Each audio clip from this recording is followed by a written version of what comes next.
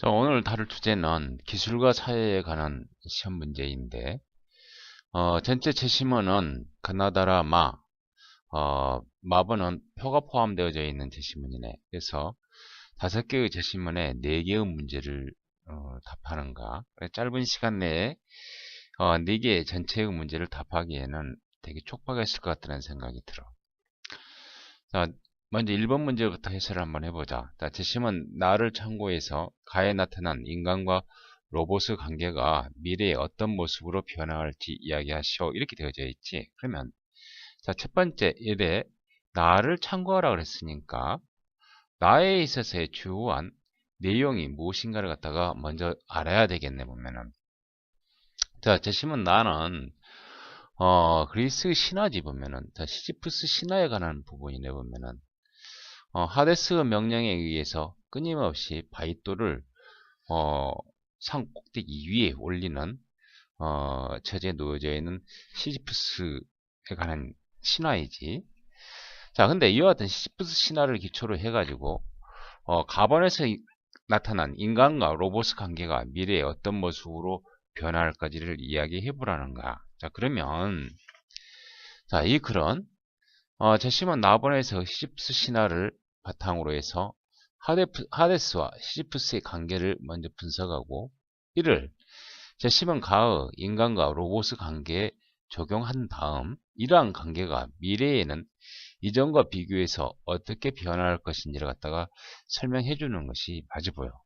자, 그러면 나를 참고로 하라고 했는데 하데스와 시지프스의 관계를 먼저 한번 분석을 한번 해보자. 하데스는 인간의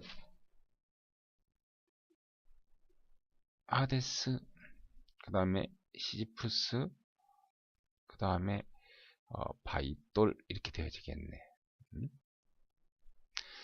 자, 하데스 명령은 어, 떻게 보면 인간에게 있어서 끊임없이 채워지지 않는 욕망을 이야기할 수도 있어. 그래서 인간은 이러한 욕망의 명령 아래에서 끊임없이 큰 바위를 밀어올리는 하나의 시지프스와 같아. 그렇지만 바위는 다시 굴러떨어지고 시지프스는 다시 이 바위를 끌어올리는 끊임없는 일을 하지. 그러면 하데스는 채워지지 않는 욕망을 이야기하고 시지프스는 그렇다면 그 바위돌을 끊임없이 끌어올리는 인간이라 그럴까? 그럼 바위돌은 쉽게 말해서 인간의 욕망이 체현화되어진 구체적인 사물이겠지 보면은. 자, 이러한 관계를 가지고 위에 있는 인간과 로봇 관계를 갖다가 어,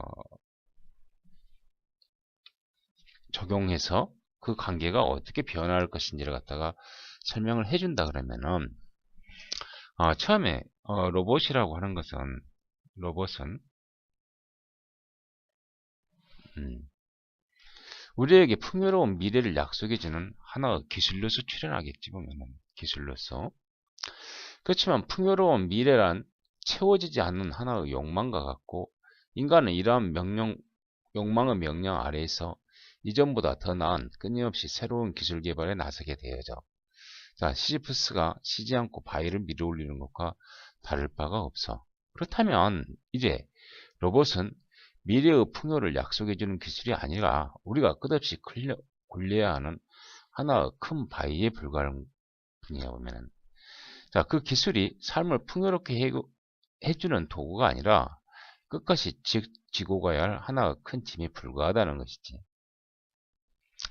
자, 이런 것을 기술의 자율성이라고도 부르는데 기술이 인간의 영향을 벗어나서 스스로 자체 추진력을 가지고 이제 인간 사회를 지배하는 지배자로 나설 수도 있다는 것이지. 자, 그러면 기술은 그 전에는 우리에게 욕망을 충족시켜주는 하나의 수단이었지만 이제 기술이 우리의 그러한 욕망을 벗어나서 자체 추진력을 가지고 이제 인간 사회를 지배하는 하나의 지배자로도 바뀔 수가 있다라고 하는 것을 갖다 이야기를 하지. 어떻게 보면 기술은 우리의 욕망을 충족시키는 수단이 아니라 기술에 의해서 우리 인간이 끊임없이 소외당하고 꼭 기술에 의해서 지배당할 수 있는 형태로 바뀐다는 것을 이야기해 주는 것이 맞아 보인다는 생각이 들어요.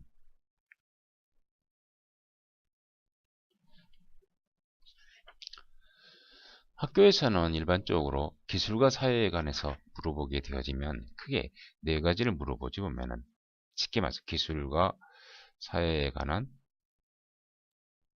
네 개의 입장이라 그럴까? 제일 처음에 보면은 기술이 우리가 살고 있는 사회를 결정지어준다라고 하는 기술의 사회적 결정론이라고 하는 기술 결정론이라고도 이야기하지. 이게 한편으로 보면 이 기술 결정론이라고 하는 것은 기술이 자율성을 가지고 자율성, 즉 스스로 동력을 가지면서 우리가 살고 있는 세계를 스스로 바꿔 나간다라고 하는 그런 측면에서 이야기를 하고 있는가?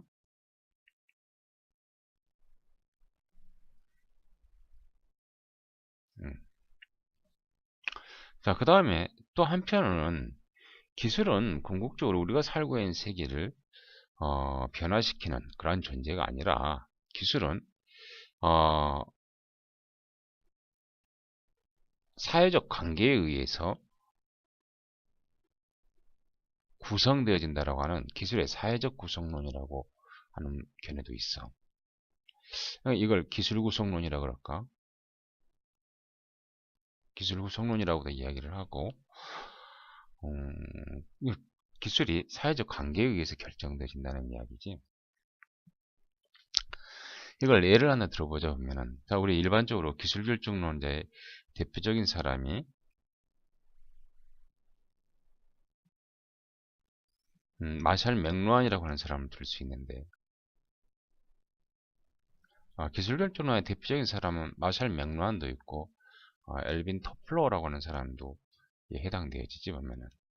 자, 엘빈 터플러는 우리가 살고 있는 세계를 자, 물결로 표시해서 크게 세 개의 물결로 이야기를 하지. 즉, 신석기 농업혁명과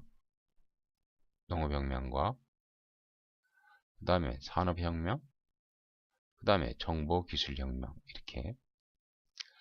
마샬 맥루한은 엘빈 터플러보다 단계가 하나 더 있어 보면은 그래서 엘빈 터플러는 제일 처음에 자 구술의 시대와 문자의 시대와 그 다음에 활자의 시대, 그 다음에 정보기술의 시대 이런 형태로 구분하지. 자, 근데 잘 모르는 사람들을 위해서 이야기하자면 마샬 맥루한은 미디어 테크놀로지에 있어서의 가장 고전적인 학자라고 이야기를 하지. 그래서 이 사람의 시대의 구분은 대부분 커뮤니케이션 수단에 의한, 즉 커뮤니케이션 기술에 의한 구분이라고 이야기를 하면 돼. 자, 근데 그 중에 활자에 관한 부분을 봐보자. 활자. 마샬 맥루한은 이걸 구텐베르크 혁명이라고 이야기를 하는데, 자, 금속활자를 만든 구텐베르크 이름을 따서 금속활자가 나오고 난 다음에 시대를 갖다가 활자의 시대, 그래서 구텐베르크 혁명이라고 그렇게 표현을 해요. 근데 구텐베르크 혁명은 궁극적으로 그 이전에 문자의 시대라고 이야기를 할까? 쉽게 말해서 지식과 정보라고 하는 것이 서구 같은 경우에서는 라틴어에서 유통되어지고 또 그 지식은 대부분 필사를 통해서 전파되어졌기 때문에 사회에 있어서의 소수에 있어서 지식인 집단만이 그 지식을 가지고 있었던 거라고.